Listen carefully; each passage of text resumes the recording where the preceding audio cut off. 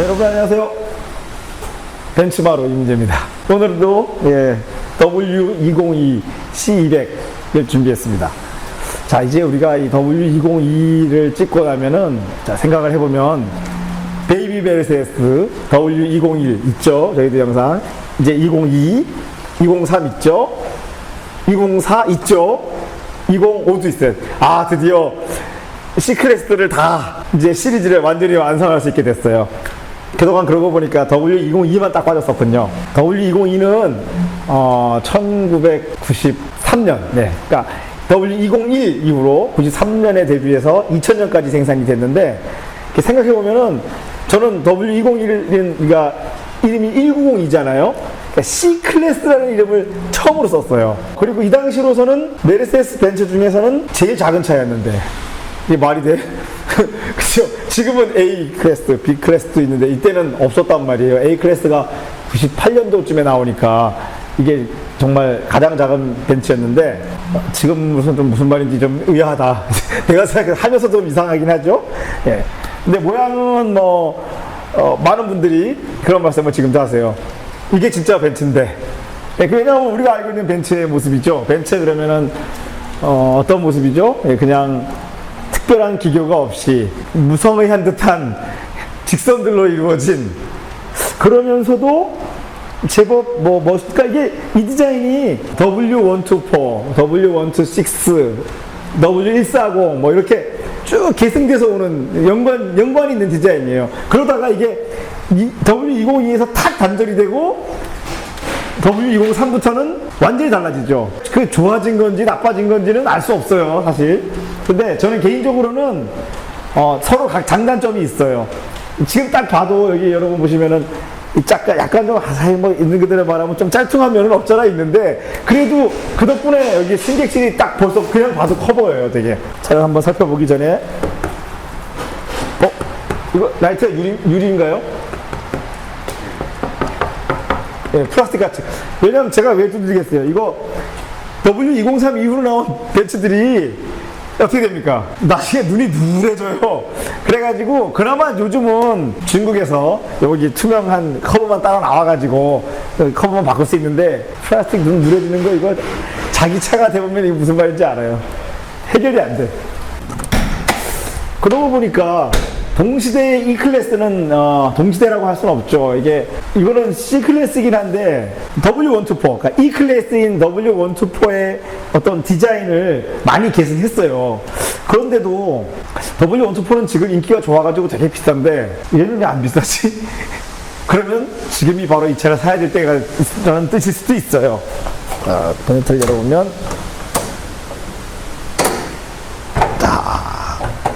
벤츠니까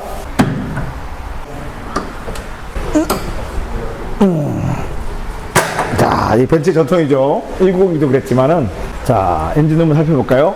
자, 놀랍게도 엔진은 DOCC예요. 제가 왜 놀랍게도 말을 하냐면은, 이 엔진은 M111이라고 W124 시절에, 그러니까 90년대 초반에 데뷔한 엔진이거든요. 이 엔진이 데뷔하기 전까지는 4기통 엔진, 특히나 메르세데스 벤츠에는 SOCC였어요. 그러다가 이 엔진에 와서야 드디어 DOCC가 되고, 또 연료 분사기가, 놀랍게도 연료 분사기가 우리가 알고 있는 그 MPI라 그러죠. 멀티포트 인젝션이 돼요. 이 차는 C200인데 이 밑에도, 이 아래에도 C180이라고 1800cc 엔진이 또 있어요. 이 당시는 C180, C200, C220, 그 다음부터는 6기통이죠. 직렬 6기통인 C260이 있는데 이거 모르겠다. 하여튼 그거 좀 찾아봅시다. 2000cc 4기통인데 출력은 136마력이에요. 지금 생각해도 나쁘지 않죠. 냉각수통이 있고. 근데 이게 엔진이 신기한 게, 같은 4기통도 C180하고 C200은 에어플로미터가 없어요. 그래서 그냥 이렇게 맵 센서가 달려있겠죠. 대신 벤츠 특유의 타이밍 체인 기구, 이게 밸브 구동 방식이 체인 방식이에요. 타이밍 체인으로 구동되고 기계식 팬이 달렸어요. 당시는 스로틀 바디가 케이블식하고 모터가 연동되고 있어요. 그래서 아이들 조정을, 그러니까 공회전 조절을 여기 있는 모터로 계속 스로틀 바디 양을, 열린 양을 조절하는 타입이거든요. 이게 또 고장이 잘 나. 고장 나면은 아이들링 유지가 잘 안 되겠죠. 그 이외에는 또 볼까요? 엔진 위치는 뭐 벤츠는 항상 제가 말하지만 프론트 미드십 이런 거 아니에요. 그냥 딱 중간에 얹었는데 이거 일상용 세단으로서는 나쁘다고 할 수는 없어요. 그리고 눈에 띄는 거는 보시제 ABS 유닛이 눈에 띄네요. 이 유닛은 예전 우리 왜 로얄 슈퍼스타롱, 뭐 브롬, 프린스에서도 똑같은 걸 썼어요. 그리고 여기 퓨즈 박스가 있어요. 이 퓨즈 박스, 브레이크 진공 배력 장치가 있죠. 마스터 실린더가 있고 다시 닫을 때도 안전 장치가 돼 있어야 되기 때문에. 자, 그다음 휠은 아니 이거 얼마 만에 보는 건가? 휠캡, 플라스틱 휠캡이에요. 이게 무슨 말인가 하면은 지금 이 차는 휠 자체는 짠 철로 된 휠이에요. 아니 근데 내가 좀 놀라운 게 사실 이 당시는 이런 차를 사면은 사는 즉시 나도 빨리 알루미늄 휠로 바꾸고 싶어 이랬었거든요. 그런데 언젠가부터 클래식카 동호회 깡통휠이 유행을 하기 시작하는 거예요. 그런데 요즘은 깡통휠을 서로 사려고 그래. 야, 근데 이게 또 무슨 현상인지 모르겠는데 하여튼 그래요. 근데 뭐 깡통휠이 철휠이 알루미늄 휠보다는 조금 무거워요. 근데 장점도 있죠. 사고가 나거나 그러면 깨지지 않고 휘기 때문에 오히려. 그러고 보니까 미국의 미국 자동차 경기 나스카 레이싱 뭐 이런 거 보면은 거기는 알루미늄 휠 안 써요. 그래서 무조건 철휠이에요. 자, 앞 서스펜션은 잠깐 보여서 얘기를 안 할 수가 없어요. WC1이에요. 야, 놀랍지 않아요? C클래스가 앞 서스펜션이 WC1이라니. 이제 그래서 정말 어떻게 보면은 굉장히 공을 들인 만듦새 같은데 또 사실 알고 보면은 W210 E클래스 그걸 그냥 그대로 이용하려다 보니까 이렇게 된 거예요. 그런데 그러고 보면 이 차의 서스펜션 구성이나 모든 프레임이 SLK 1세대의 모태가 되는군요. 거기서 조금 더 나아가서는 크로스파이어. 우리 크로스파이어 있잖아요. 크로스파이어야 이게. 야, 이게 참. 그러면 미국 사람들은 벤츠가 버린 것도 주워서. 하여튼 휠캡. 저 예전에 제가 1902 깡통휠하고 휠캡이 있었는데 다 버렸는데. 근데 휠캡이 되게 정교한 게 여기 타이어 넣는 여기를 딱 넣게 돼 있어요. 이거 잘해야 돼요. 근데 내가 휠캡이 내가 또 보니까 제가 휠캡에 얽힌 추억이 생각이 나요. 제가 예전에 구형 프라이드 시절에 그 당시 다 이런 철휠의 휠캡이었잖아요. 제가 이제 오대산에 월정사 위에 가면은 상원사라는 절이 있는데 제가 상원사에 이렇게 부모님을 모셔다 드리고 오면은 내려드리고 내려올 때 제가 이제 거기 비포장에 들어오잖아요. 제가 막 신나게 달린단 말이에요. 그리고 집에 와보면은 휠캡이 없어.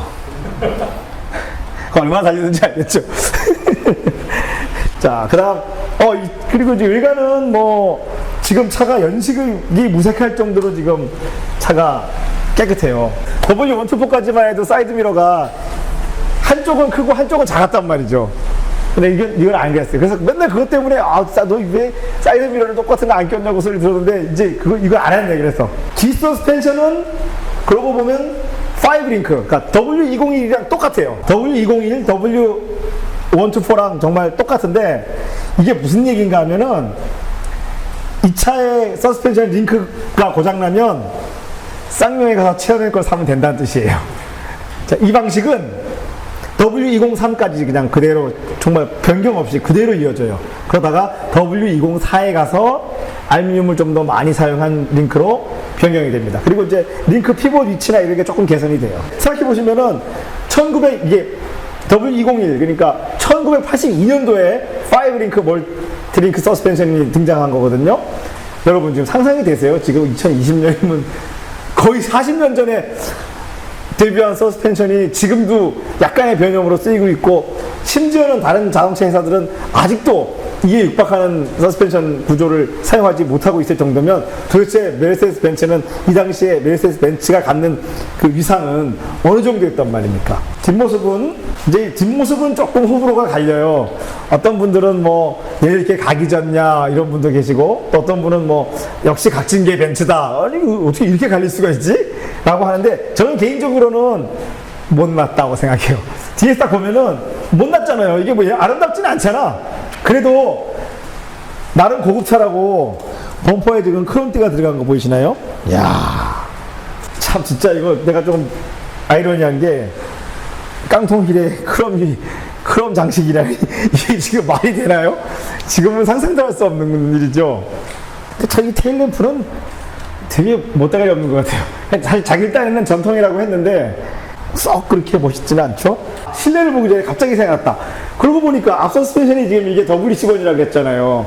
지구 역사에 이 정도 사이즈 차에 앞에다가 WC1 방식의 서스펜션을 쓸 정도면은, 옛날에 있었어요. 아주 옛날에는 많이 있었는데, 이제 90년대에 와서는 굉장히 드문 현상이거든요. 근데 더 신기한 거는 그 다음 세대인 W203, 204까지도 다시 스트럿이 됐어요. 그러다가 W205에 와서야 다시 WC1이 돼요. 그러니까 어쨌거나 WC1이 좋은 건 맞는데, 원가 줄여보려고 좀 노력하다가 또 아예 안 되겠다 이런 식이죠. 실내를 볼까요? 예, 실내는 일반적으로 메르세데스 벤츠 이러면서 요즘 최신형 벤츠를 보신 분들은 정말 놀라지 않을까? 너무 썰렁해서. 예, 지금 보시면은 차 실내에는, 원래 이 차가 우드가 있는 차들이 있는데 이 차는 어떻게 된 일인지 정식 버전임에도 불구하고 우드 그레인이 있어야 할 위치에 하나도 우드가 없어요. 그러니까 이게 이제 차마다 그 당시에는 이 국가별로 막 옵션이 여러 가지가 있잖아요. 근데 이 차는 어떻게 보면은 멋을 하나도 안 부린 버전이에요. 실내가 정말 담백 버전. 그런데 뭐 우드 그레인이나 이런 거 안 써서 고급스럽지 않다고 느끼지는 않는 게, 이런데 재질은 또 달라요. 다 이게 다 충격 흡수 재질이고, 이런 재질 자체는 고급차가 또 맞아요. 그 무엇보다도 스티어링 휠은 여기 딱 이 옵셋이 딱 주어져 있죠. 정말 내가 알고 있던 그 메르세데스, 특히 심지어는 여러분 보세요, 가죽도 아니야. 우리가 우레탄 재질의 핸들이라 그러죠. 그런데도 불구하고 이 접지감이 나쁘지 않아요. 그리고 계기판은 보시면은 예. 계기판은 이렇게 불을 켰는데도 켰는지 안 켰는지 알 수 없는, 네, 계기판. 근데 각종 여기 경고등들은 다 있어요. 그 다음에 벤츠 특유의 헤드라이트 스위치, 이거 보시면은 좀 특이하죠. 우리랑 다른 게 있어요. 제가 이제 주변에 벤츠 이거 구해주고 나면 항상 며칠 있다가 받는 전화가 있거든요. 야, 내 차 잘 세워놨는데 왼쪽 깜빡이가 켜져 있어요. 이런 말인데, 이게 이거예요. 이게 파킹 등이에요. 우리나라에는 없지만 유럽에는, 우리도 한때 깨구리 주차라 그래가지고 유행했잖아요. 그런 식으로 파킹을, 주차를 해놓으면은 반대쪽 도로 쪽에 등을 하나 켜놔야 돼요. 그래서 이게 있어요. 그러니까 자꾸 사람들이 여기서 쓰다가 라이트 쓰다가 이렇게 껐다고 생각하는 거야. 근데 자꾸 이쪽이 들어와 있어요. 네, 그게 아니고 라이트가 꺼진 위치는 여기에요. 최신 차들은 이제 이 방식을 안 쓰고 깜빡이, 이 방향지시등을 켜놓은 채로 키를 빼면 그쪽이 불이 들어오게 돼 있어요. 근데 우리나라에서는 필요 없는 기능이에요. 그 이외에 또 특별한 게, 주차, 벤츠는 지금도 이 사이드 브레이크 이렇게 쓰고 있죠. 진짜 이거야말로 사이드 브레이크다. 사이드에 있잖아요. 족동식이죠. 발로 작동하는. 지금 이 차는 여기 레버들이 쭉 센터페이스에 각종 스위치가 있고, 공조기는 좌우 온도 조절 장치가 있어요. 고급차가 맞죠? 온도 조절 장치가 좌우로 이루어져 있고, 바람 세기, 그리고 바람 나오는 방향은 제가 항상 좋아하는 전혀 그냥 아무렇게나 돌려도 되는 거죠. 이게 지금 해보면은 전자식이 아니라 이게 기계식이기 때문에 고장날 염려도 없고, 좋아요. 그 다음에 오디오, 순정 오디오죠 지금. 네. 그리고 창문 스위치도 여기 달려 있어요. 저도 이게 맞다고 생각해요. 창문 스위치는 여기 있으면 조석 하나를 가지고 다 할 수 있잖아요. 지금 차들은 운전석 문에도 달려있고 각 문에 달려있잖아요. 그러면 배선이 많이 복잡한데 이거는 단순하게 딱 중간에 다 할 수 있을 거예요. 이건 이제 사이드 미러 조정 스위치예요. 이게 이렇게 사이드 미러 조정 스위치를 움직였어요. 참 잘 만들었죠. 이게 이쪽을 돌려서 하시고, 저쪽을 조절하고 싶으시면 저쪽으로 돌려서 레버를 조정하면 돼요. 참 직관적으로 잘 만들었어요. 이런 부분은.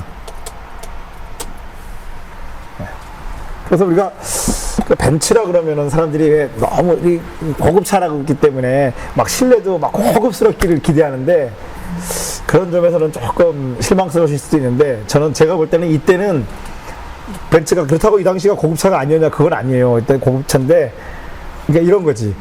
유럽인이 생각하는 고급차야. 그러니까 아시아인이 생각하는 고급차하고 좀 다른 고급의 개념이에요. 왜냐하면은 가죽은 보시면 제가 요즘 차들 가죽 많이 뭐라 그랬는데 씻어보세요. 이게 가죽은 지금 가죽보다도 더 품질이 높잖아요. 이거 100% 가죽 같지 않은데 조금은 예, 비닐 재질 느낌도 있는데 그래도 뭐 품질이 낮지 않아요. 근데 제가 사실 많은 벤츠를 저도 소유했었는데 저는 W201은 직접 소유해 본 적이 없어요. 오랜만에 제가 203을 어제까지도 운행 가다가 이걸 타보니까 이거 실내가 이게 더 큰데? 이게 왜 이렇지? 아니, 근데 그때가 W220, S클래스 W220, W211, W203이 그 당시 벤츠가 자랑한 게 차의 부피가 작아졌다는 거였거든요. 맞아요. 이게 실내를 타보니까 작아졌어요. 자동차 역사에서 신형차가 구형보다 작아진 경우가 그때밖에 없는 것 같아요. 뒷좌석도 예, 뒷좌석도 넓은데? 야, 이거 참나. 네, 그리고 굉장히 편해요.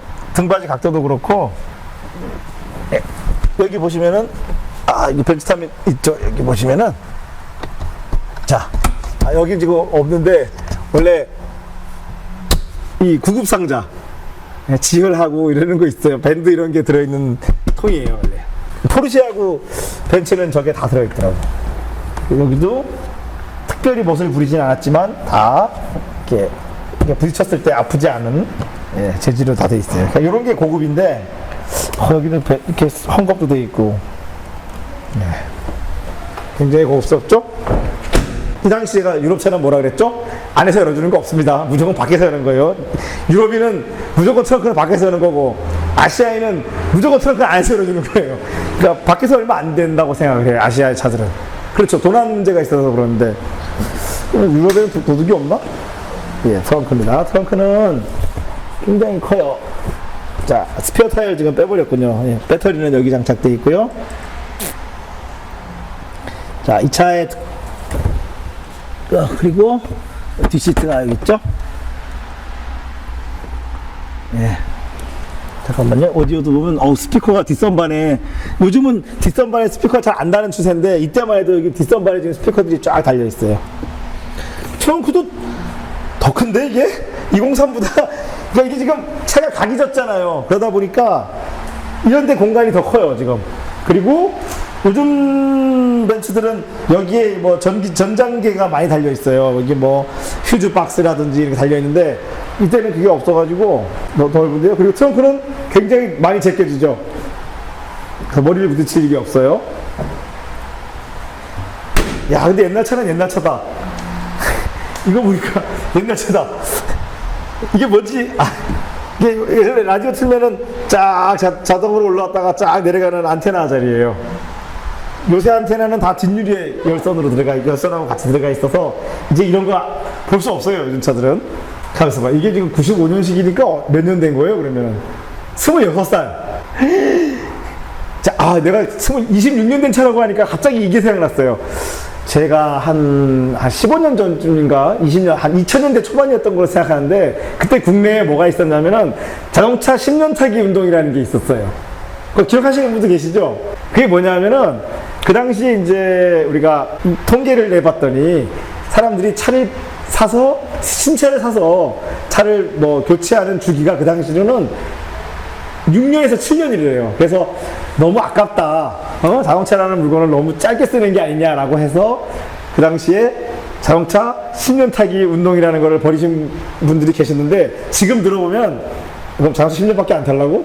26년 된 차도 이렇게 멀쩡히 굴러다니는데 이제는 자동차 30년 타기 운동을 해야 돼. 근데 그런 운동을 하진 않죠. 왜냐하면은 그렇게 할 수 없는 이유가 중에 하나가 30년이 되면은 중고차가 값이 떨어지다가 다시 올라가는 시점이기 때문에 더 비싸진 물건을 사라고 강요할 수는 없잖아요.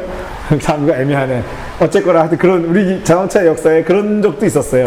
근데 그런 거에 그거 이유는 많죠. 자동차 수명이 그 사이에 많이 발전했잖아요. 그러다 보니까 이제는 10년은 너무 심했지. 10년이면 새 차 같은 느낌도 드는데 지금 보자. 2011년식 차, 새 차 같은데 2011년식이면. 자, 한번 주행을 가보겠습니다.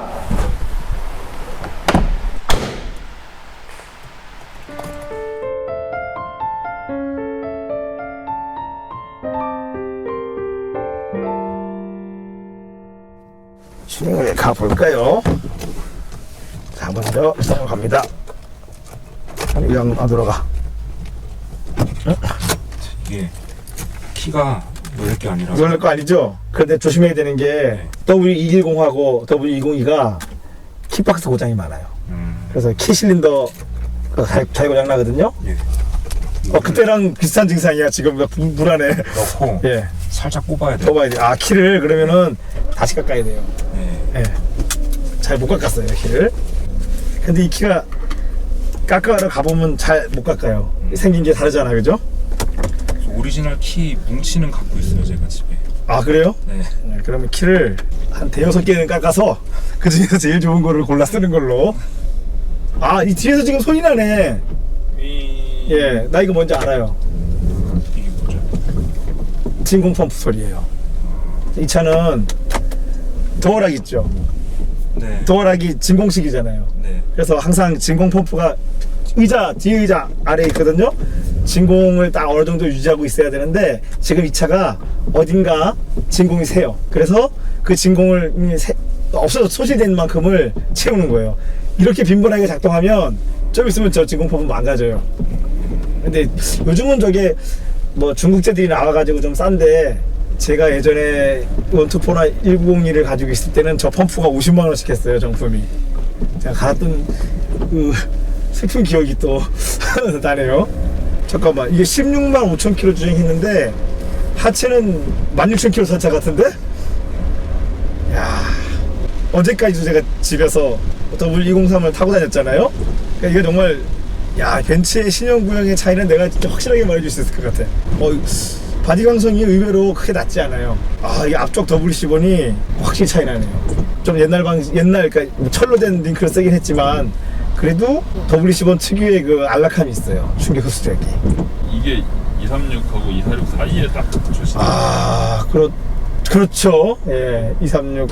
그러니까 그렇게 따지면은 이게 236하고 BMW로 치면 236하고 246 사이인데 그렇게 보면은 모양이 너무 고전적인 거 아닌가? 저기 외관에서 느낌이 딱딱 각이 딱딱 진 게 공산당 간부들이 딱 공산당 영화에서 타고 출연할 것 같은 예.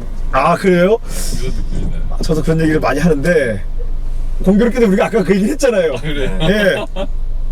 정확히 말을 하면은 영화에 그런 공산당 간부차. 왜냐하면 이게 오해하면 안 되는 게 공산당 간부가 S를 타지는 않아. 그거는 진짜 주석 정도는 돼야 타는 거거든. 예, 그래서 공산당 간부가 보통 이 정도를 타죠. 그러면 공산당원은 못 타지? 피아트. 옛날 피아트 131 뭐 이런 거 타잖아요. 아니면 동유럽은 트라반트 이런 거 타죠. 그러면 이거 그렇게 따지면 이게 얼마나 고급차예요. 그러고 보면 공산권에서는 고급차라는 게 이렇게 막 치장이 많이 된 게 아니고 원래 이런 진짜 설계가 좋은 차들이 고급차였는데 요즘은 또 거기도 이제 뭐 많이 현대화 됐겠죠. 근데 이제 이 엔진이나 사실 변속기 반응은 저는 이거 많이 경험했으니까 당연하다고 생각하는데 이게 저도 이거 처음 겪었을 때 어떤 느낌이었냐면은 우리가 벤츠 이러면은 어떤 느낌이었어요? 지금 나이대가 어떻게 되세요? 저 35이요. 예. 저는 이제 50대인데 제가 어렸을 때 이제 저는 뭐 그 당시에 제가 어렸을 때는 제가 20대 이때는 벤츠라는 거 함부로 진짜 아무나 가질 수 있는 물건이 아니었거든요. 아마 본인도 마찬가지일 거야. 본인이 벤츠를 소유하게 될 거라는 생각을 해본 적이 있었어요, 사실? 제가 차 가질 줄도 몰랐어요. 차를? 그렇죠. 근데 그때 이제 제가 어르신들한테 막연히 들은 이미지로는 벤츠 이러면은 벤츠도 아니야. 그분들은 벤스야. 벤스의 이미지는 엔진도 소리도 하나도 안 나고 뭐 브레이크도 잘 듣고 심지어는 뭐 고장도 나지 말아야 되고 뭐 그런 차를 벤츠라고 생각한다는 거예요. 근데 막상 이걸 타보면은 일단 엔진이 본인이 생각했던 것보다 좀 시끄럽지 않았나요? 저는 오히려 예. 4기통 치고 예. 부드러운 소리라고 생각했어요. 이분이 현대기아차를 안 타보셨구나. 현대기아차를 타보고 나면 정말 딱 제일 먼저 이 차를 하는 질문이 엔진이 왜 이래요? 벤츠가 왜 이래요? 이런 말을 들어요. 근데 원래 이래요. 왜냐하면은 타이밍 체인에다가 특별히 뭐 조용해야 되는 메커니즘을 쓰지 않았거든요. 하지만 벤츠 엔진은 항상 그게 있죠. 이 차는 DOCC라고 했잖아요. 그럼에도 불구하고 이게 벤츠가 이 DOCC가 다른 DOCC랑 다른 게 BMW랑 많이 다른 점이 저속 토크가 세요. 원래 DOHC 엔진은 레이스에서 쓸 때는 고회전용 엔진이거든요. 근데 유독 벤츠가 DOHC인데 고회전 안 해. 심지어 보세요. 여기 지금 아니 계기판에는 그래도 레브 리밋이 6,000이 넘는다고 돼 있는데 실제로 이 차는 최대 출력이 5,500에서 나요. 현대차들 어지간한 거 다 6,000rpm 넘게 나거든요. 그럼 이게 DOHC인데도 불구하고 5,500에서 최고 출력 날 거면은 SOHC도 그 정도 하잖아. BMW는 SOHC도 6,000에서 났을걸? 그러면은 이게 DOHC인데 얼마나 저회전 위주로 세팅이 되어 있는지 알 수 있죠. 그러니까 그거는 뭐 캠 각도나 캠 양정을 그렇게 맞춘 거죠. 근데 이 엔진은 우리하고도 또 그러고 보니까 그렇게 멀지 않은 게 체어맨에 400이라는 모델이 있었잖아요.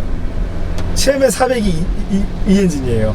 체어맨에는 2300cc. 근데 이게 이 엔진이 나중에 이제 96년도에 가서 2300cc가 되거든요. 그 엔진이야. 엔진 소리도 그 엔진이야. 변속기는 기계식 4단. MB72.4라는 변속기거든요. 이게 제가 말했던 중에 기계식 4단이 좀 중요해요. 4단 미션은 지금은 좀 생소한데 소나타 3 시절만 해도 우리나라도 다 4단 미션이었거든요. 그거는 전자식 4단이란 말이에요. 근데 이거는 기계식 4단이에요. 그러니까 변속되는 그 타이밍을 기계식 가버너가 정하는 거예요. 본인 못 느꼈죠? 그러니까 알고 타서 예. 기계식이구나라고 느꼈지. 예. 그냥 모르고 탔으면 충격이 심하네. 그냥. 충격이 조금 심해. 맞아요. 그거는 맞아요. 기계식이니까. 전자식으로 왜 미션의 그 압력, 오일 압력을 조절하거나 그러지 않거든요. 그리고 터크 컨버터가 빨리 풀리는 타입이에요. 직결이니까 직결되는 타이밍이 작아요. 그러니까 직결이 아니지. 그래서 이게 미끄러져가는. 그렇죠. 악셀을 떼면 거의 미끄러지는 느낌이 있죠. 그거예요. 마침 비가 와가지고 앞에 지금 이렇게 윈도우 브러쉬 닦이는 게, 근데 이거 뭐 신기하지 않아. 체험에는 있던 거기 때문에. 메르세데스 벤츠는 1982년도부터 썼어요. 엄청나죠. 82년도에 이 전면 유리의 90%를 닦기 위해서 이런 복합 굴절 링크를 써서 모노 와이퍼죠. 모노 와이퍼로 해냈어요. 굉장한 장점이긴 한데 체어맨 차주들이 네. 모노 와이퍼를 네. 엄청 자랑스러워했어요. 그래요? 그런 기억이 나요. 체어맨 맞아요. 그리고 체어맨 처음 나왔을 때 이 와이프 날도 되게 비쌌던 거 아세요? 날이 국산 체어맨도 뭐 날이 5만 원 정도 갔었어. 왜냐면 그때 벤츠는 10만 원이었거든.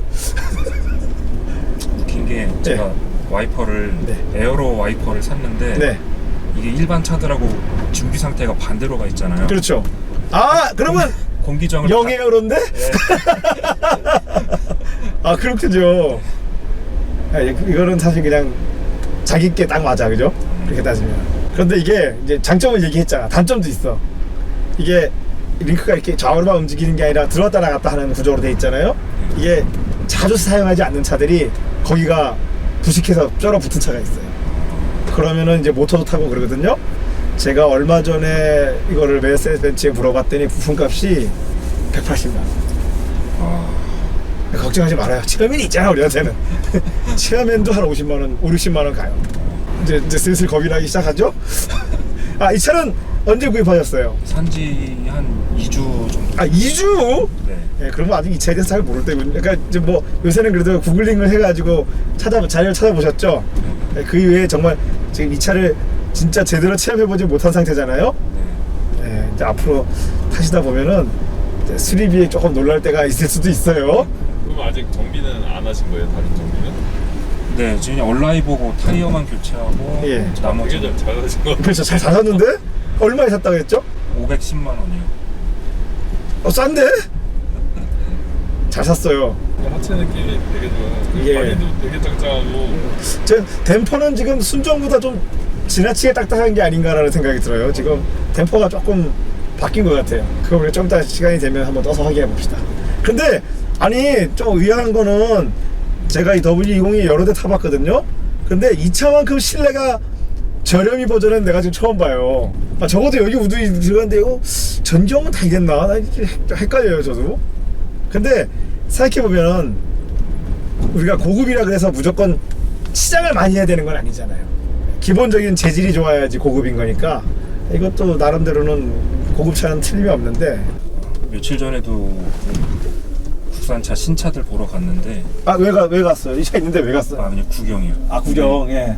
내장재가 굉장히 입체적이고 화려하거든요. 네. 근데 만져봤을 때 재질이 그렇게 좋다 이런 느낌은 아니에요. 근데 저도 똑같은 게 제가 며칠 전에 코나를 탔어요. 근데 정말 모양도 예쁘고 다 좋더라고. 근데 왜 다 플라스틱이 죄다 동일한 플라스틱이지? 화려한 그 장식이 네. 처음 차를 샀을 때는 만족스러운데 그 타면 탈수록 뭔가 마음이 찝찝한 거예요. 그렇죠. 그리고 뭐가 좀 아쉽고. 그러니까 이게 그 부분에 대해서는 저도 생각을 많이 해보거든요. 왜냐하면은 그럼 도대체 차를 만드는 회사 입장에서는 사실 저같이 이제 공학도나 공학적인 마인드가 있는 사람은 기계적인데 열을 올린단 말이지. 그런데 사실 반대로 생각하면 차를 타는 소비자 입장에서는 제일 많이 접하는 게 실내란 말이죠. 네. 그러면 자동차 회사가 기계공학적인 회사가 돼야 할까? 아니면은 그냥 어폴스터리, 그러니까 가구점의 개념일까? 그러니까 아마 내가 만약에 자동차 회사를 운영한다면은 그런 의구심이 들 것 같아. 그러니까 내가 지금 그러니까 자동차는 기계공학이라고 생각하잖아요. 내가 지금 기계공학을 이용한 회사를 하는 건지 아니면 그냥 가구점을 운영하는 건지, 의외로 이 실내 내장재가 차지하는 그 비용적인 측면이 굉장히 크다는 거죠. 저는 그 실내 그 마감을 보면서 네. 이 사람들이 이 차를 만들 때 얼마나 공을 들였냐, 네, 그렇죠. 그걸 좀 파악하거든요. 네. 실내 내장재가 이 사소한 게 이렇게 신경 썼으면 그럼 기계적인 부분도 신경 썼을 것이다. 맞죠? 이렇게 좀 생각해요. 예, 이걸 지금 저도 오랜만에 타보는데 지금 대시보드가 여기가 이렇게 낮았나? 그리고 이렇게 시야가 좋았나? 그러니까 이게 지금 우연히 나온 게 아니라는 거예요. 이거를 만든 사람은 정말 그거를, 디자이너는 그걸 의도하고 처음에는 왜 지능으로 딱 이렇게 만들어 보는 거 아시죠? 예, 그래가지고 딱 봤을 때 이 정도면 이제 뷰가 시원하고 모양도 멋있잖아. 이게 만들었다는 거예요. 근데 그거에 비하면은 요즘 차들은 막 복잡하게만 만들려고 노력을 한다는 거야. 막 복잡해지고 형상은 막 아기자기한데, 그러면 그게 그래서 좋냐? 처음 봤을 때는 멋있지. 근데 이거는 지금 정말 뭐라 그럴까요? 그 올록볼록이 없는, 이렇게 평면이어도 되나 싶은 디자인인데 결국 사람한테, 사용자한테 이로우면 되는 거 아니에요? 쓰는데 불편함이 하나도 없잖아. 그러면서 안전하기까지 하거든. 이게 정말 고급이라는 생각이 들어요. 수입차를 타고 다니다가 네. 어디 이렇게 지하 주차장 그 램프로 된 주차장 예. 그런 거 들어갈 때는 그 시야가 진짜 차이 많이 나요. 그렇죠. 시야가 중요하잖아. 지금 이 차가 정말 얼마나 시야에 신경을 썼는지 알 수 있어요. 이게 그 사소한 틈 사이로 어찌됐거나 이렇게 보면은 다 이렇게 그 램프 밑에까지 다 확인하면서 들어갈 수 있게 돼 있는데, 네. 현대차 이렇게 타고 다니면은 내가 보려고 그러는데 다 막혀있어. 이렇게 해야지. 이렇게. 네, 그런 식으로 해야 돼. 그래서 보면은 현대차 사시는 분들 보면은 다 의자를 높여놨어. 그러니까 저는 차를 타면 의자를 낮추는 게 습관이거든요. 근데 그런 차들 보면 다 올려놨어요. 정말 그게 그 뜻이잖아. 그죠? 안 보이니까. 그거를 현대차만 계속 타고 다녔으면 잘 모를 건데. 그렇죠. 이렇게 시야가 좋은 차를 타다가 딱 타면은 그냥 뭐 길에서만 타고 다니고 이럴 때는 잘 모르죠. 이제 가혹 조건이 돼봐야지 아는 거예요. 와, 방금 과속 방지턱 넘을 때 이 느낌, 이게 지금 다른 차랑 불가능한 영역이에요. 과속 방지턱에서 거의 브레이크 안 밟아도 그렇죠. 괜찮더라고요. 그게 뒤쪽 5링크 멀티링크가, 그리고 앞 지금 WC1이잖아요. 여기서 빛을 발하는 거예요. 이게 앞스트라시나 뒤 토션빔들은 그냥 쿵쾅거리는 거예요. 이 뒷자리도 지금 승차감이 엄청 좋아요. 왜냐하면은 그럼요, 뒷자리가 이 5링크 멀티링크는 전무후무하잖아요. 그러니까 이 지구상에 존재하는 디서스펜션 있잖아요. 디서스펜션 설계에 모든 차에 영향을 준 차가 이 차예요. 메르세데스 벤츠예요. 심지어 BMW도 아닌 척하지만 자신들이 쓰던 방식 다 버리고 지금은 이런 방식 쓰거든요. 유사한 방식을 써요. 아우디도 마찬가지, 현대도 마찬가지. 보통 이런 소형 세그멘트를 타면은 뒷자리가 앞자리보다는 좀 불편하기 마련인데, 제가 그래서 궁금해서 여자친구를 앞에 한번 태우고 뒷자리 한번 태웠는데 차이가 없다 싶을 정도로 오히려 뒤가 더 편할 수도 있지. 맞아요. 편하다고 하더라고요. 우리 집에서는 이제 그 역할을 우리 딸이 하거든. 우리 딸이 뒤에 타는데 귀신같이 알아맞혀요. 이 차마다 딱 타면 이 차는 좋다 뭐 이런 말을 딱 해요. 야, 이 기계식 4단 변속기 처음에 출발하고 이렇게 N에서 D일 때 좀 충격이 있는데 그거 이외에는 지금 주행할 때는 잘 모르겠어요. 자동 4단이잖아요. 지금은 잠깐만, 지금 메르세데스 벤츠가 자동 9단이에요. 지금 변속기에 절반도 안 돼, 단수가. 그러면 정말 그분이 이걸 생각할 때는 아니 이거 갈 수 있나? 이런 생각이 들잖아요. 그런데 이 엔진이 지금 저속 토크가 나름 세다 그랬잖아요. 잘 궁합이 맞아가지고 큰 문제가 없어요. 그리고 또 문제가 없는 이유가 한 가지 있는데, 자, 아시아 차들도 예전에는, 지금은 뭐 우리도 현대차가 6단, 8단 쓰지만은 아시아 차들도 4단이었거든요. 그러니까 이게 우리나라 차만 얘기하는 게 아니라 사실 우리나라 현대 자동차는 미쓰비시 계열이고 또는 뭐 도요타 차들도 마찬가지지만 전자식 4단을 썼어요. 근데 그 4단이랑 이 4단이 결정적으로 다른 점이 있어. 일본, 그러니까 아시아 차들의 4단은 1, 2, 3단이 촘촘해요. 그러다가 4단이 되면은 기어비가 갑자기 너무 늘어져. 그래서 이런 거죠. 최고 속도가 3단 풀 RPM에서 안 나. 그죠? 그 다음에, 그럼 뭐 어디서나 4단 뭐 고작 뭐 한 3,500 RPM에서 최고 속도가 나는 거예요. 생각해보면, 예, 옛날 4단 변속기들이 생각해보면 이게 얼마나 어이없는 상황이야.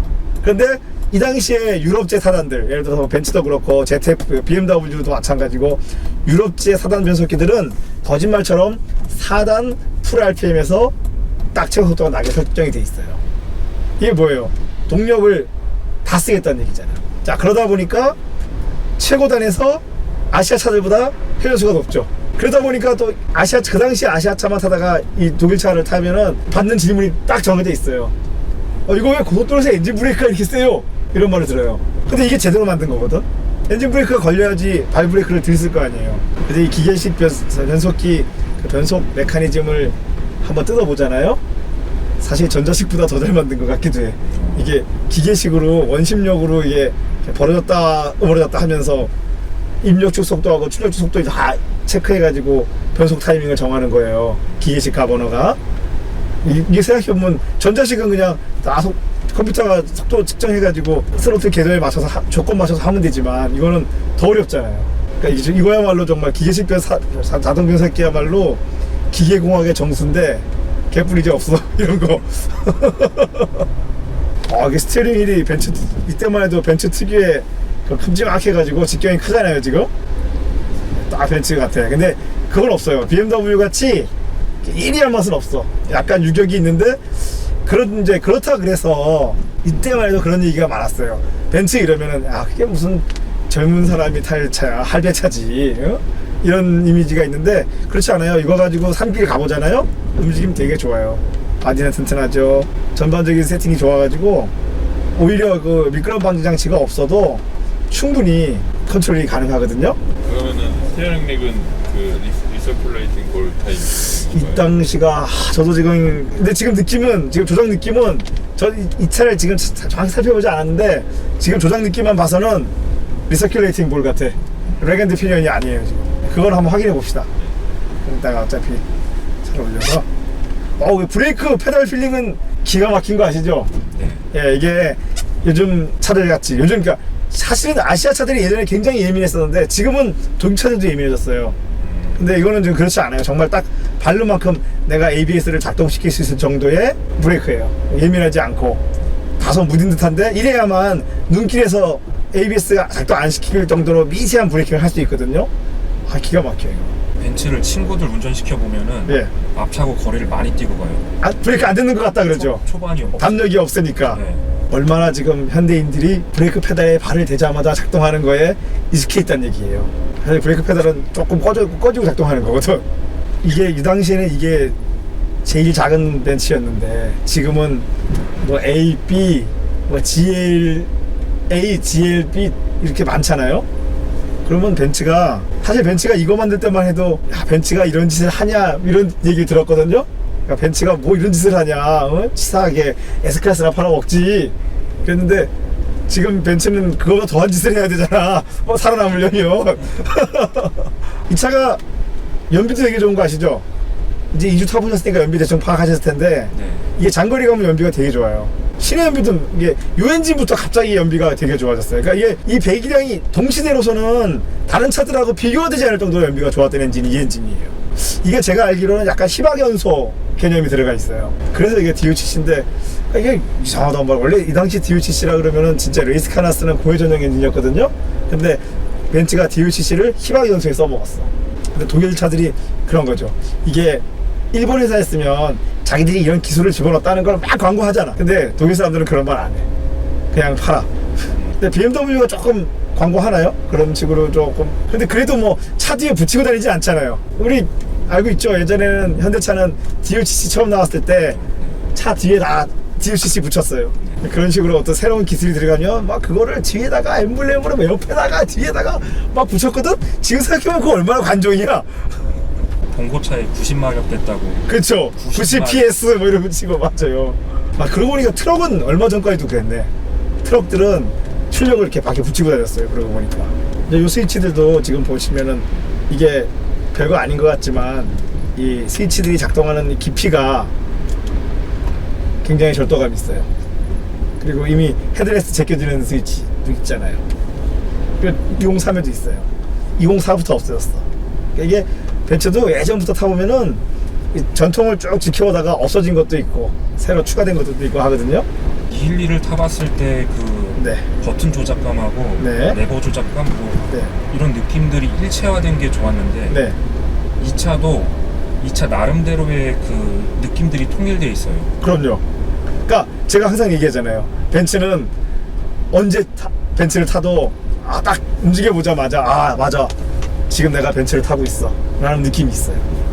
그 느긋함과 또 이 스위치들의 왜 그 작동 뭐라 그러죠? 우리 작동 스트로크가 좀 있죠. 네. 예, 그런 게 정확해요. 그러니까 벤츠는 이 차가 진짜 더 벤츠 같아.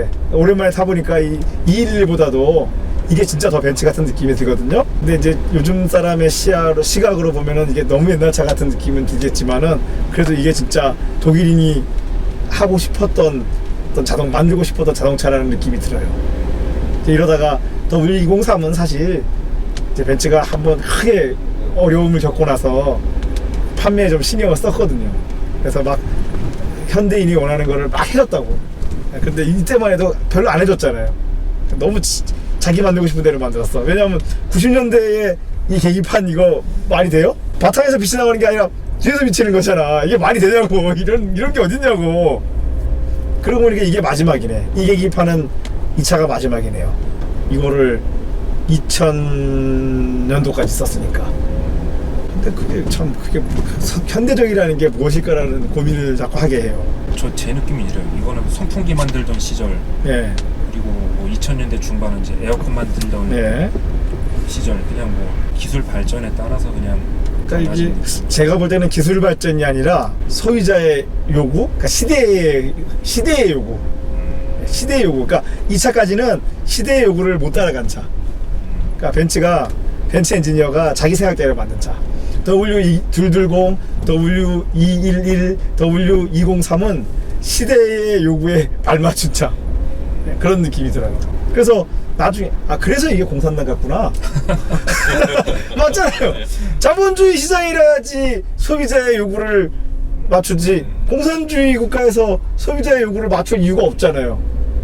공산주의 국가는 시스템에 맞춰야지. 예, 시스템에 맞추고 차를 배급해주는 시스템이기 때문에 나 옛날에 지금은 모르겠어요. 예전에 내가 어렸을 때 듣기로는 뭐 동독에서 트라반트를 하나 받으려면은 뭐 우수 공산 당원이 돼야 되고 그래서 차를 신청하면은 보통 뭐 10년에서 20년 걸린대. 차 받는데. 그러니까 공장에서 만드는 속도가 워낙 느리니까. 그런데 이제 간부쯤 되면 이거 타는 거지. 북한의 공산당 간부는 W202를 탔잖아요. 이것도 많더라고 그러더라고요. 지금 돌이켜보면은 이게 그럼 약간 소비자의 욕구를 만족시켜주지 못하는 그냥 약간 구시기에 만든 차라 그래서 그냥 자동차에서의 기능이 떨어지냐? 그건 아니거든. 또 한편으로 보면은 요즘에 이 전자제품 많이 적용된 차들 있잖아요.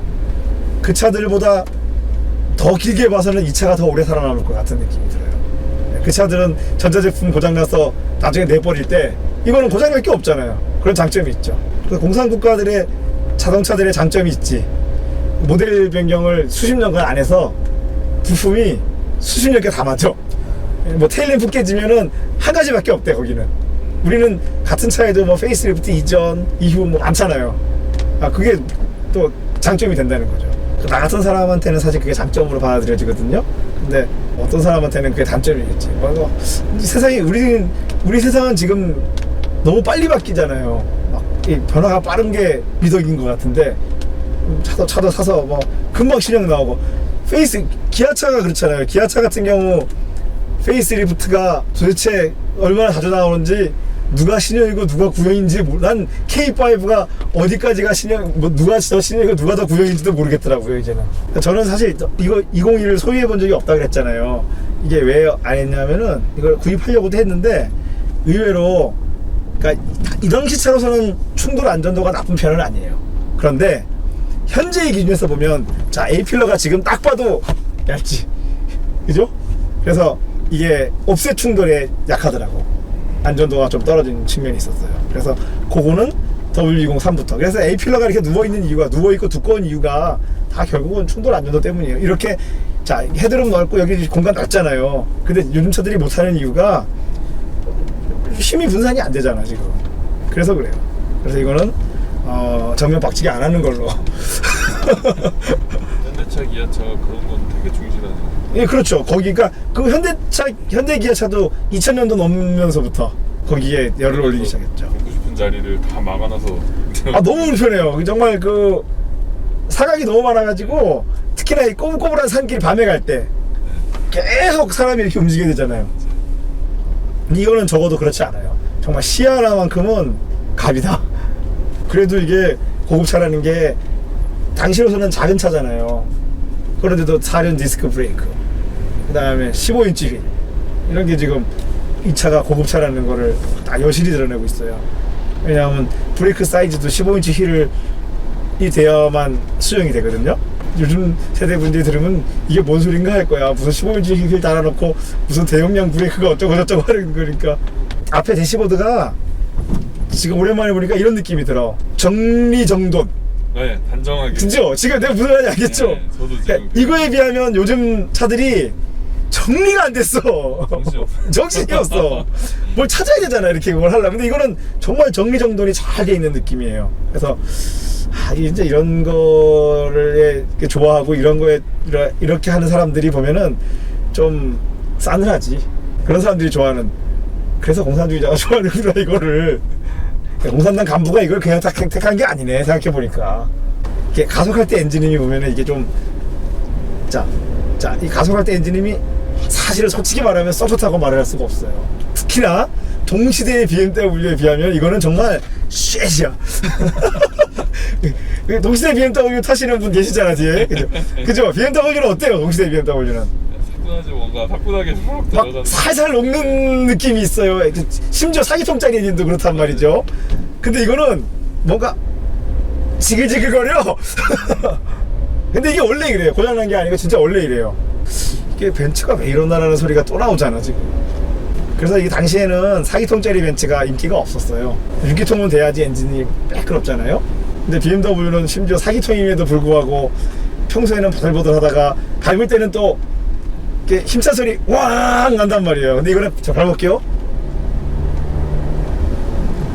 더 이상해 소리가.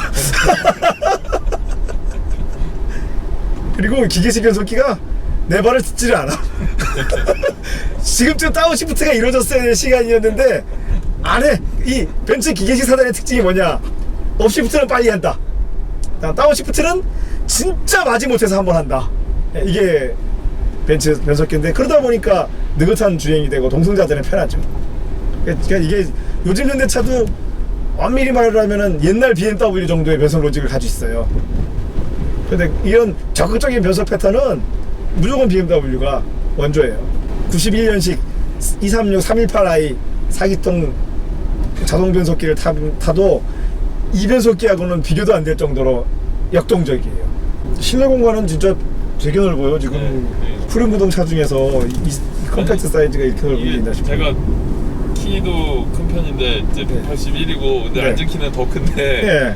지금 머리가 뒤에 지금 한 2cm, 3cm 남아요? 네 남아요. 그리고- 그리고 어지간한 차는 예. 큰 차 타도 천장에 머리 닿았는데 지금 쫙 펴서 머리가 그렇죠. 남아요. 네. 전방 시야도 좋고 측면 시야도 좋아. 아, 유리창이 되게 커요. 예, 되게 커요. 근데 이거는 장점이 될 수도 있고 단점이 될 수도 있어요. 큰 사고 나면 창 뚫고 퓨처가 돼. 아, 옛날에 개그 프로에 벽 뚫고 퓨처 이런 거 있었는데 그거 그냥 그 뚫고 나갈까봐. 이거 큰 거는 사실 별로 이제는 권할 좋은 점이 아니야. 이게 크면 측면 충돌에 약하잖아요. 근데 요즘 차들이 창이 작아지는데 다 이유가 있어요. 이 뒷자리가 어떻게 이렇게 편하지? 예, 5링크 멀티링크가 정말 지금 다시 말씀드리지만 이 시절의 차로서는 완전히 독보적인, 그러니까 메르세데스 벤츠만 할 수 있는 서스펜션이었어요. 그러니까 아예 비슷한 게 있긴 있다. 마츠다. 예. 그러니까 딱 기억나는 게 메르세데스 벤츠하고 마츠다밖에 없어요. 마츠다에서도 어느 급이 되냐면 우리나라에는 포텐셜하고 소개됐었죠. 마츠다 루체 또는 929라고 불렀거든요, 이름이. 그게 이거를 제일 많이 벤치마킹했어. 그런데 그렇다고 해서 이 정도 성능이 나냐? 택도 없어요. 그냥 그나마 제일 정교한 멀티링크를 얘기하는 거예요. 왜냐면 내가 왜 이 얘기하냐면 동시대 현대자동차 최고급 모델이 뭐였어요? 가크엔저. 그거 얼마나 엉터리인지 알아요? 네, 그거는 진짜 서스펜션이 아니야. 그게 플래그십인데. 근데 마츠다는, 그러니까 제가 항상 말하잖아요. 일본에는 서스펜션 설계에 치중하는 회사는 마츠다밖에, 이상한 회사라고, 마츠다가. 독일에는 벤츠가 있고 일본에는 마츠다가 있었어요. 제규어도 이 정도가 아니니까. 네, 제규어도 아니래요. 제규어도 WC7이긴 한데 링크가 굉장히 짤통하게 붙어가지고 이상해요, 움직임이. 지금은 뭐 제네시스도 이런 거 쓰니까 얼마나 많이 평준화됐어요. 그러니까 이런 결국 메르세데스 벤츠가 이 분야의 선두주자가 맞아요. 그걸 우리가 인정하지 않을 수 없죠. 그래서 이 차가 가치가 살아남을 거라는 얘기예요. 이거 그렇잖아요. 이 차 타고 다니면은 연로하신 분들이 관심을 갖잖아요. 근데 그분들이 나중에라도 타보면 더 놀래지. 아니, 옛날 차가 이렇게 승차감이 좋았어? 그러니까 옛날 사람들이 자동차 그러면, 고급차 그러면 벤츠잖아. 그죠? 다들 벤츠 하지, 누가 롤스로이스 이러지는 않거든. 정작 롤스로이스는 고장 덩어리예요. 옛날 롤스로이스는 정말 고장 덩어리였어요. BMW가 인수하고 나서 이제 고장이 없는 차가 된 거지. 그 전에 롤스로이스는, 제 주변에 누가 롤스로이스 하나 가지고 있는데 옛날 거요. 뭐 고장 고쳐달래요. 그래서 몇 가지 쭉 얘기 듣고 폐차해. 그거 어떻게 고쳐? 그 정도예요. 그리고 실제로 되게 싸요. 영국에 가면 중고차 값이. 또 우리는 되게 비쌀 것 같잖아. 우리는 이게 클래식카가 되면 되게 비쌀 거라 생각하지만 전혀. 그러니까 영국 사람들은, 그러니까 유럽인이 우리랑 좀 다르잖아요. 이게 뭐냐면은 한국 사람은, 야, 나 이거 이런 얘기 하네. 한국 사람은 올드카 동호회가, 올드카를 살 때 뭘 사죠? 과거에 플래그십을 사고 싶어 해. 플래그십, 한정판, 예. 스페셜 모델. 예. 그런 걸 사고 싶어 해요. 근데 유럽에 가면은 가격이 오른 클래식카는 다 엔트리급이야. 아까 말한 플래그십은 기능이 많잖아요? 고장투성이야, 그냥. 운행이 불가능할 정도의 고장투성이가 돼요. 이거보다 나중에 나온 2001년도, 2002년도에 데뷔한 7 시리즈 기억하세요? 크리스 뱅글이 디자인했던 7 시리즈. 2001년. 예, 예. 지금 길에서 보여요? 없죠? 이건 있잖아. 자, 그럼 누가 더 고급이야? 이런 거예요. 제가 생각하는 진짜 물건은 이런 거라는 거지.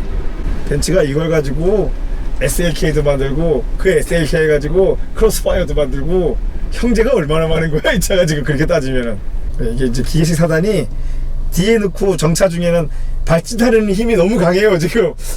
요즘 차에 비하면은. 그래서 브레이크를 꽉 밟고 있든지 아니면 자꾸 N에서 뒤를 빼는 습관이 생기죠. 그러니까 이게 이제 변속기가 발전한 게 이런 부분들이죠.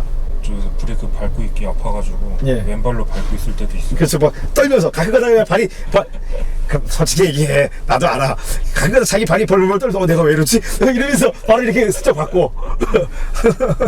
옛날에 다 겪었던 일들이라 가지고 스토리 너무 강해요. 근데 이거 안 되면은 오르막에서 또 밀리니까. 그런데 여기 기계식이지만 여기 보면 스탠다드하고 이코노미 스위치가 있거든요. 심지어 우리가 지금 스탠다드로 다녔는데도 불구하고 예식으로 그런 걸 어떻게 했지? 진공 액추에이터를 이용해서 진공 액추에이터를 이용해서 했는데 솔직히 얘기할게 개뿔 차이도 안 나. 이거 뭐하러 달았나 싶어.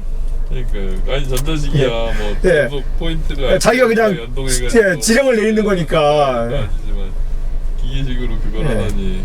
예, 진공을 이용해서 가버너 케이블을 조금 더 당겼다가 덜 당겼다가 이런 식으로 작동을 하는데 하나 많아요. 근데 이제 또 4단 변속기를 그러면은 또 너무 단수가 작다고 생각할 수 있는데 저는 차를 탄 게 3단 자동 변속기부터 시작했거든요. 그래서 그거에 비하면 지금 뭐 양반이에요. 어쨌거나 4단이 있다는 거는 오버드라이브가 있잖아요. 지금 옛날 저기 엑셀 프레스터 3단 자동 변속기가 그거는 이거에 비하면 충격이 어마어마했거든. 변속 충격이. 이거는 충격이라 할 수도 없어. 르망도 3단이었네. 그리고 르망도 3단 자동 변속기였어요. 근데 이게 4단이고 네. 130마력짜리인데도 네. 최고속이 200까지도 나가더라고요. 내가 얘기했잖아요. 4단에서 RPM 5,500까지 가면은 딱 200km 넘게 나가요. 예. 자, 그래서 60km 가는데 RPM이 얼마인가 보세요. 2,000 가까이 되죠? 네.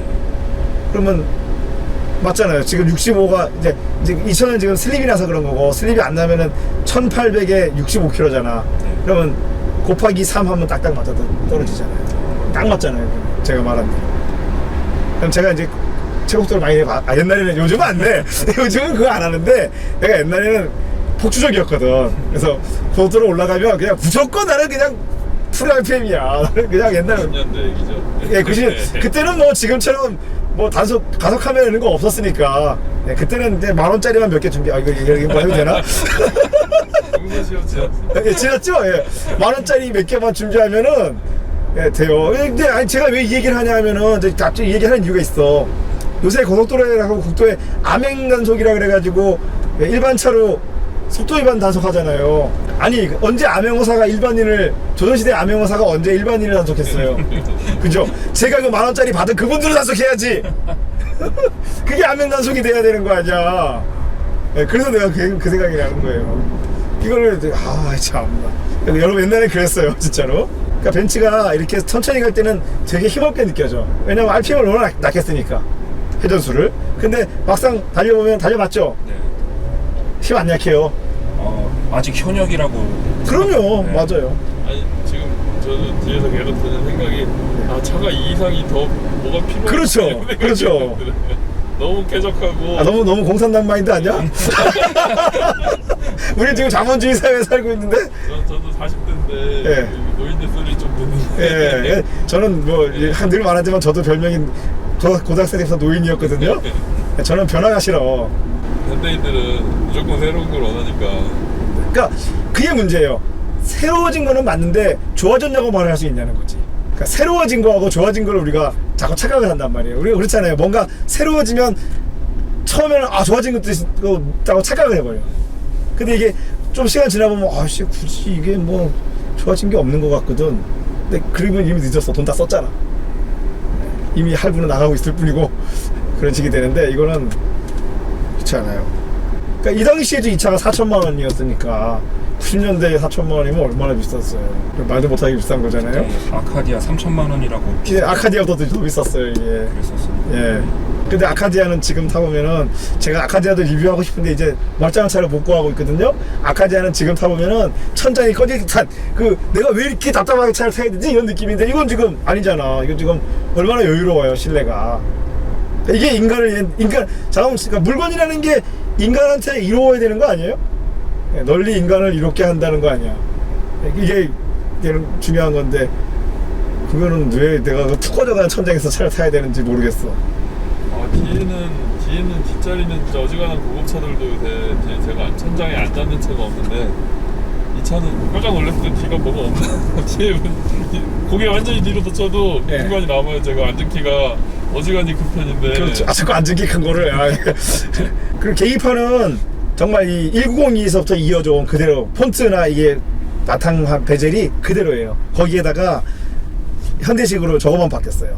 적산이나 시계가 아날로그에서 디지털로 바뀌는 것밖에 없어요. 왜냐면 1902 시절에 그 아날로그 적산계가 자꾸 빠지거든. 자꾸 망가져서 뒤로 처지거든. 근데 이거는 이제 디지털로 돼가지고 주행거리도 좀 속이기 힘들고.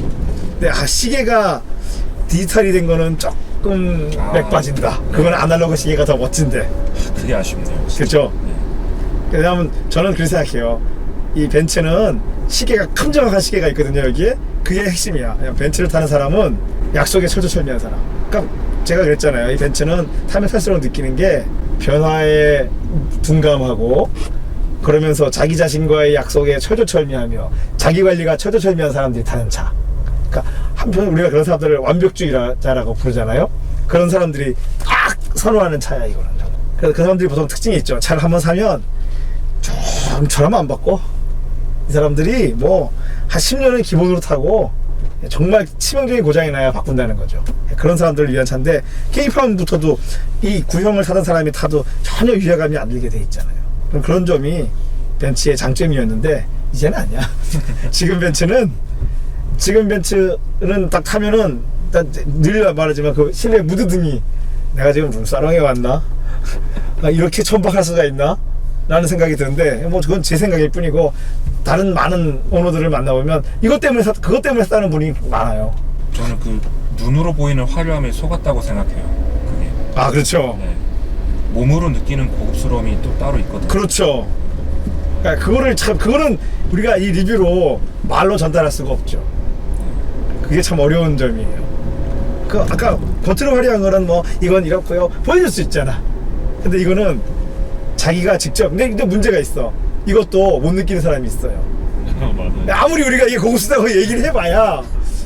자, 제가 아는 지인이 있어요. 이걸 딱 타면 뭐라 그러는 줄 알아요? 파워 스티어링을 고쳐야 될 것 같아요. 핸들이 무거워서 달릴 수가 없어요 지금. 이런 말을 바로 하고 조금 타다가 나 그냥 이거 못 하겠어요 이렇게 말하시는 분도 있어요. 그러니 뭐 그런 분한테는 지금 벤츠가 훨씬 좋은 벤츠가 맞죠. 그러니까 벤츠도 시대의 흐름에 발을 맞출 수밖에 없어요. 왜냐하면 우리 같은 사람은 새 거 안 사잖아. 전 이 차 오디오도 네. 마음에 드는 게 네. 그 예전에 감독님이 다른 리뷰에서도 네. 말씀하셨는데 네. 주파수 대역이 넓진 않지만 네. 나오는 구간이 충실하다. 그럼요. 근데 그리고 보시면 여기 와 이거 봐. 예. 맞아요. 그리고 이 차 오디오가 네. 클래식 들을 때 좀 잘 어울리는 것 같아요. 부드러워요 소리가 지금. 다른 차 탈 때보다 네. 클래식 채널에 좀 더 손이 많이 가고. 그러니까 지금 저도 잠깐 들어보니까 어떤 의미 나냐 하면은 약간 둔탁하면서도 약간 무거운 의미 나는데 그렇다고 그래서 의미 뭐 답답하냐 또 그건 아니야. 그죠? 날 건 나요. 하여튼 이런 거지. 최신 차들의 쨍하는 고음이 아니라 은은한 고음이 나는데 뭐 오디오적으로 보면은 이게 이제 딱 어떤 정도의 느낌인가 하면은 80년대 브리티시 사운드예요. 그러니까 이게 독일인이 사실은 독일을 대표하는 오디오 브랜드가 많지 않거든요. 이게 이제 아주 과도기예요. 독일 회사가 이제 오디오에 신경을 쓰기 시작하는 때죠. 그런데 이런 게 고급이야. 자, 보시면은 클래식 음악 듣잖아요. 자, 음악이 나오잖아요. 자, 이 음이 그냥 고급이야, 지금. 네, 근데 요즘은 이게 유감스러운 게 요즘 고급차들은 또 옵션으로 또 오디오가 있잖아요. 그 고급이라고 고르는 오디오들이 그냥 너무 쨍해요 소리가. 은은하고 부드러운 소리가 나는데 이거는 솔직히 얘기하면 최신 현대차보다 낫다. 네. 주파수 대용만 좁아서 그렇지. 나름 공간감도 뭐 느껴지고. 네, 그게 왜 그러냐면요 위상 특성이 잘 맞아서 그래요. 네. 네. 이게 어설픈 차들은 뭐 트위터 앞에 있으면 앞에서 고 그렇죠. 뒤에서 저 이게 따로 들리니까. 이거는 지금 한 곳에서 들려요. 네, 그러니까 이건 무슨 말인가 하면 스피커를 많이 사용하지 않았다. 네, 최소한으로 사용했다는 뜻이에요. 그거 맞아요. 스피커를 최소한으로 사용하니까 낼 수 있는 대역은 좁다는 뜻이고 또 한 군데서 하니까 위상은 가지런하다는 뜻이죠. 맞아요. 근데 저는 주파수보다는 위상을 고르겠어요. 제일 그 마음 찝찝한 오디오가 네. 주파수 대역은 넓은데 예. 미드레인지가 빈약한 그렇죠. 소리가 예. 소리가 쿵짝거리는데 예. 마음이 뭔가 찝찝해요. 들을 때 네, 찝찝하지는 않고 제 입장에서는 가벼워. 그리고 현실적인 느낌이 없죠. 이게 오히려 더 현실적이라는 거지. 네. 우리가 고음은 좀 멀리서 들으면 실제로 고음을 누가 내도 좀 멀리서 들으면 고음은 잘 안 들려요. 예, 그래서 내가 조금 멀리서 듣는다는 기분이 들을 뿐이지 실제감이 있잖아. 근데 중음이 없으면은 실제감이 없어져 버려.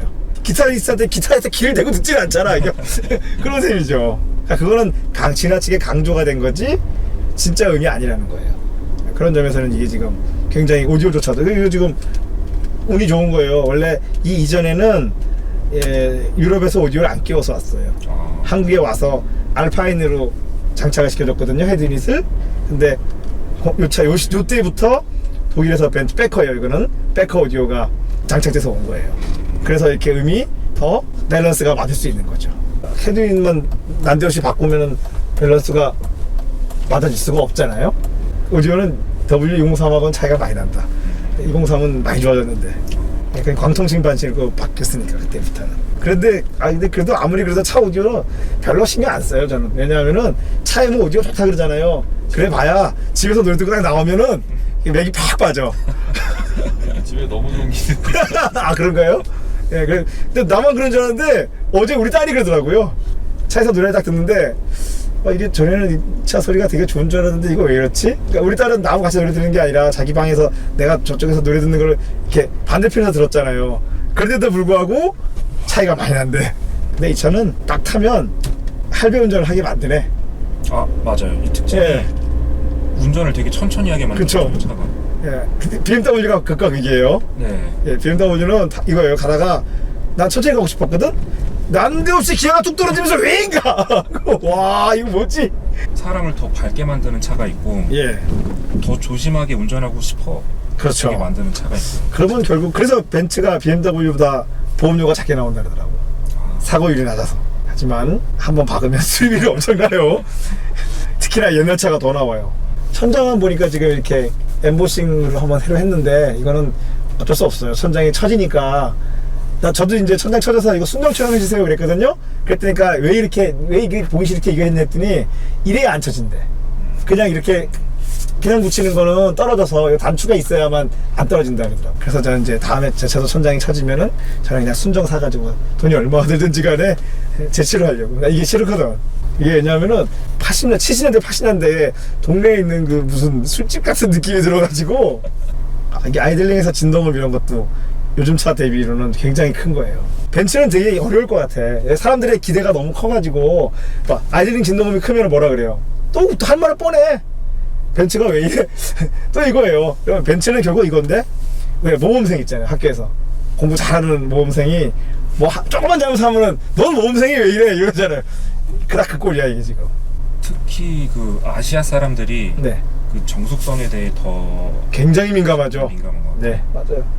그런 분들은 렉서스 타시면은 만족하실 것 같아요. 현대차도 만족스럽지. 현대차도 굉장히 조용하니까. 그리고 타이어 그거 아시죠? 타이어도 우리나라 타이어가 제일 조용해요. 세계에서. 유로산 타이어들이 되게 제일 시끄러워. 그 찔겨 대신. 제 친구가 한국 타이어 연구원이었는데 그랬어요. 수출하는 거는 무조건 마일리지로. 내 수용은 무조건 소음이다. 근데 W124하고 저는 이거하고 디자인이 조금밖에 차이 안 나지 않는다고 생각되거든요. 심지어 W201하고도 얼마 차이 안 나는데 그 모양 때문에 이 차가 지금 중고차가 싸요. 겉보긴 뭐 완전 클래식 같아 보이지는 않고 또 완전 현대적이지도 않고. 네, 그냥 딱 그 중간에 낀 느낌이기는 해요. 그렇더라도 제가 생각할 때는 지금이 바닥이 아닐까. 네, 뭐 크게 오르지 않겠지만 더 떨어지진 않을 거예요. 아니 500만원에서 더 떨어질 때가 어딨니? 감독님이 리뷰하고 나면 잠깐 다 오른다고 사람들이 투덜대던데요. 아 그래요? 아 저희 리뷰에 나가고 나면은 일단 차가 풍기 현상이 생긴대. 네, 중고차가 가격은 모르겠고 차를 살려고 하는 사람들은 투덜대고 예. 가지고 있는 사람들은 좋아하고. 아 그런 거예요? 아 나 그런 의도는 전혀 없었는데 결과적으로 저희들이 리뷰하는 차가 워낙 개체수가 많지 않은 차다 보니까 이렇게 생기는 현상일 뿐이에요. 제가 무슨 그렇게 따지면 내가 무슨 뭐 투기꾼이야? 투기를 조장하는 세력이야? 값으로 제가 무슨 영향력이 있다고 차 가격이 오르겠습니까? 그냥 차가 워낙 작다 보니까 약간의 수요가 촉발되면 가격이 오르거나 매물이 부족해지는 현상이 생기는 거죠. 그래도 눈을 크게 뜨고 찾아보면 또 다 있어요. 어디서 숨어있던 게 자꾸 나오더라고요. 그죠? 예, 그걸 찾는 게 능력이에요. 우리 아까 저희들이 저기 외관 찍은 데가 마이게러지 세차장입니다. 여러분 자주 애용해 주세요. 근데 오늘 비가 와가지고 손님이 없어서 저희들이 좀 썼지. 두 분 마이게러지 사장님하고 감독님하고 공통점이 있어요. 뭐죠? 어디서 차가 되게 그 싸고 상태 좋은 거를 가져와 잘. 잘 가져와요? 전 이제 안 가져와요. 두 분 다 잘 가져오는데 둘 다 얼마 못 타. 남들이 사가. 그렇죠. 나는 내가 팔고 싶지 않아도. 근데 지금은 이제 안 해요. 지금은 귀찮아가지고 이건 뭐 차고 치고 그럴 시간이 어딨어요 지금. 생각해보면 동시대에 90년대, 95년이면 소나타 2 시절이에요. 아, 비교가 돼요? 그거 생각하면 예, 그걸 생각을 해야 돼. 그죠? 우리가 지금 기준으로만 보면 안 돼요. 동시대의 경쟁차를 생각을 해야지. 소나타2 지금 타면은 진짜 생명의 위협을 죽을 것 같아요. 저는 그 국산차가 네. 독일차랑 이제 동등하게 비교될 만한 게 네. 진짜 얼마 안 됐다고 생각해요. 정말 최근에서야 네. 비슷해졌다고 생각하고 그렇죠. 2010년 뭐 그때까지만 해도 넘사벽이라는 그렇죠. 느낌이 많이 진짜 성능적으로는 지금도 굉장히 비슷해진 건 맞는데 감성적인 측면은 아직도 넘사벽이 있어요. 그게 안타까운 점이에요. 제가 항상 얘기를 하는데 뭐 국산 럭셔리 차 카들 제네시스 뭐 G80, G90도 굉장히 럭셔리하고 값도 뭐 독일차 어떤 면에서 보면 독일차만큼 비싸잖아요. 그런데 그 독일차가 가진 어떤 그 감성을 아직도 해결을 못한 부분이 있어요. 근데 제가 볼 땐 그걸 해결하려고 그러지 말고 그냥 한국인의 감성, 한국차의 감성으로 더 밀어붙여 그냥. 그래서 전 세계인이 근데 성공하고 있어요. 왜냐하면 독일차가 지금 많이 한국차 나오졌거든. 최신 BMW 타보셨죠? 뒤에 계신 용태님 타보셨죠? 어때요? 잘 구별 안 가요 이제. 네, 저는 어떤 느낌인가 하면은 난 이제 옛날부터 저는 독일차 옛날부터 탔잖아요. 그런 사람 입장에서는 이게 독일차가 맞나 이제? 그러니까 저도 그 네. 말씀드린 거 이게 한국차 그 전에는 이거 지금도 딱 앉아 있으면은 이게 네. 야 이거는 한국차랑 완전 다르다 그렇지. 이런 느낌이 있는데 네. 지금은 뭐 한국차 하나 네, 뭐 이거 내가 뭐 굳이 뭐 이거를 마크만 독일차지 이게 이게 진짜 독일차가 맞나? 뭐 이런 느낌이 든다는 거죠. 그러면 한국차가 성공한 건데 독일차를 그쪽 방향으로 끌어가겠으니까. 맞아요. 독일차가 한국차 방향으로 진짜 많이 왔어요. 심지어는 계기판이나 실내는 독일차가 한국차 따라해요 지금.